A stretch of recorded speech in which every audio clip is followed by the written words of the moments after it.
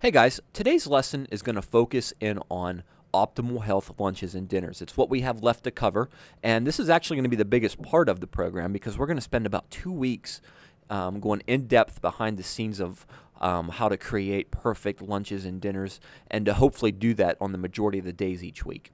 So to begin, let's first understand that most days should contain meals that provide lots of fruits, vegetables, and balance at the same time. Okay, nothing old. We've been talking about this now since the beginning of the program. You need to have balance, and then what lunches and dinners provides us with is a great excuse to eat lots of vegetables and fruits.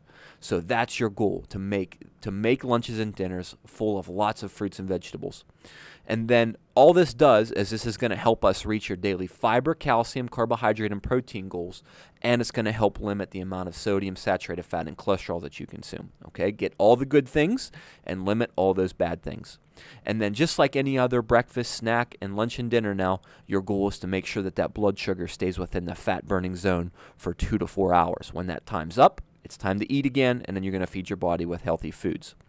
So your lunch and dinner should be providing you with the following: little or no empty calories, little or no artificial sweeteners or preservatives, low amounts of sodium, and you're going to find that your sodium intake is going to be higher on a more consistent basis with lunch and dinners as compared to your breakfast and snacks.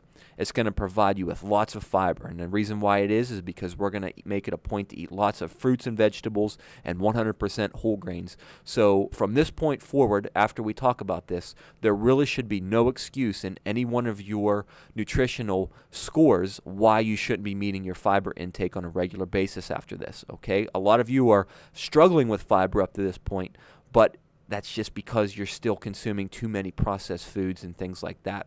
So when you get your lunch and dinners in line, you're going to easily meet that fiber requirement every day. It's also going to provide us with the calcium that we need. It's going to provide us with those healthy fats, and then we're going to spend some time talking about mono and polyunsaturated fats. It's going to provide us with a good mix of the fats, carbohydrates, and proteins. Again, that balance that we've been talking about. So here's what I want you to visualize when you sit down to prepare your lunches and dinners. Here's your plate. What I want you to do is split your plate right down the middle, and then I want you to split it right down the middle again within the one side of that plate. So you're going to have 3 parts to this plate. One huge part that's taking up 50% of your plate, and then you're going to have 2 25% parts. With the big part, that's going to be where you eat your vegetables or provide your plate with a lot of those things that we're trying to get more of. 25% of your plate is going to have the protein, and the other 25% is going to have the 100% whole grains. So here's some examples of what that looks like, just so you know what I'm talking about here. So maybe half of that vegetable side can be filled with broccoli, maybe half can be filled with carrots. Maybe another half could be filled with a salad. This half or part of your vegetable plate can be filled with peas, corn, carrots, things like that. Or it could be filled with sweet corn, okay? Who doesn't like corn on the cob? So that's an awesome vegetable that you can have on a regular basis as long as you have balance in your day with the proteins and the fats. Okay, that can even include a baked potato. So it just kind of bugs me when I hear that, corn and potatoes and things like that should be avoided for most people. But the truth is, if you eat them by yourself or by themselves, they raise blood sugar levels. And when you raise blood sugar levels, that puts you at higher risk for diabetes and heart disease and all those things when you do it on a consistent basis. But these foods are provided by Mother Nature. And I have a real hard time trying to comprehend people who say you need to limit how many sweet potatoes or baked potatoes and corn and things like that you should eat. I think that's baloney, because if you combine those with a healthy protein and a healthy grain and a healthy fat, then what you're doing is providing balance, and your blood sugar doesn't spike so much that way. And even if you do have diabetes, these foods are okay to consume on a regular basis as long as you know how to combine them. And that's what we've been already focusing on, is how you combine certain foods so that they keep blood sugar levels within that fat-burning zone. All right, so let's look at the protein now. That protein can be an actual meat source. That's a piece of 3-ounce salmon. It can be a piece of chicken or other meats like turkey, or, if you like even other game like venison and things like that. For those of you who are vegetarian or vegan, or for those of you who just want to not consume so much meat, tofu is a great protein source. You can also go ahead and consume, this is quinoa, and we'll be talking a lot more about this in the future, but know that for those of you out there who are vegetarian or vegan, that this is a great source of protein, and you can use this for your protein source if you don't eat meats. And then for those of us, or like myself, who do eat meat, you can use this as a meat source. You can actually use this as a whole grain. I'll show you that in a second too.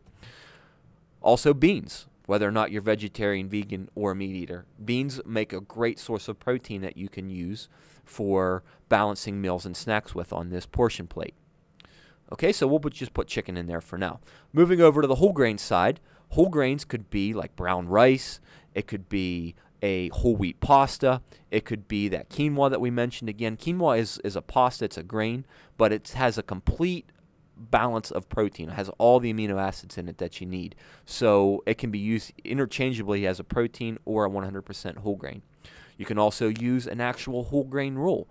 And, you know, you tend to think that you can't have breads and things like that, but for your lunches and for your dinners, you're looking for balance and you need to have a whole grain in there. So if you want to have a 100% dinner roll, there's nothing wrong with that as long as it's balanced with everything else.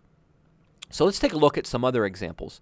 And again, no matter what we look at here, we're always trying to visualize that portion plate and drawing those lines on there and visualizing the vegetables, the protein, and the 100% whole grains on every plate that you have. So this is what you need to burn into your brains. But let's say now that you have a really good, healthy salad with just nothing but vegetables.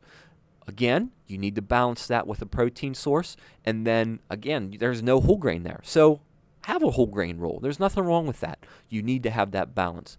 Now, with this too, I didn't mention in the last example there, but here, water's key. I want to see that you're drinking a lot of water. Now, if you have room in your calorie budgets, especially for those of you who are not meeting your calcium requirements, and we're going to spend a whole week on calcium, but for now, if you have room in your calorie budget and you have 90 calories to spare, there is no reason why you shouldn't have a glass of skim milk or soy milk or something like that for your lunches and for your dinners. It's a great excuse to add more protein, to add calcium, and all those other things like vitamin D and those important nutrients that milk provides. So if you have room, I want to see some of you starting to utilize this because I see very few of you utilizing skim milk to your advantage in your day.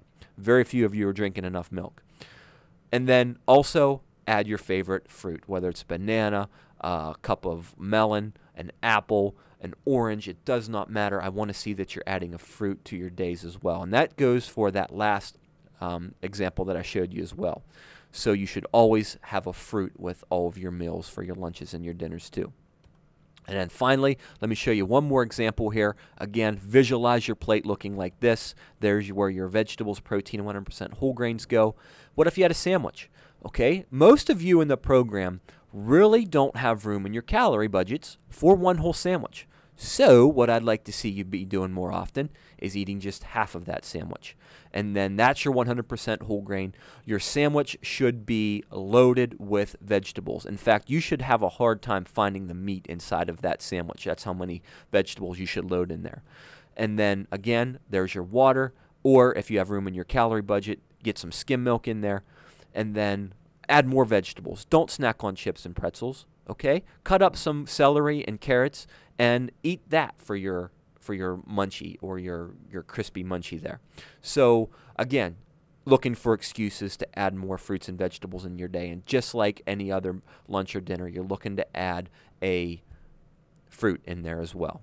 Okay, so real quick example today. I'm not going to show you any actual products this week. We're going to get into that next week where I'll take you through and I'll show you examples of where you can find easily prepared foods in your local grocery stores so that you can easily make lunches and dinners. Do it quickly, do it efficiently, do it healthfully, because there's all kinds of products that can help you do that right in your own grocery store. So we'll take a look at that next week. But for now, I want you guys to think about balance. Think about that portion plate, dividing your plate into those equal halves, and thinking about loading yourself up with fruits and vegetables for those snacks or for those lunches and dinners.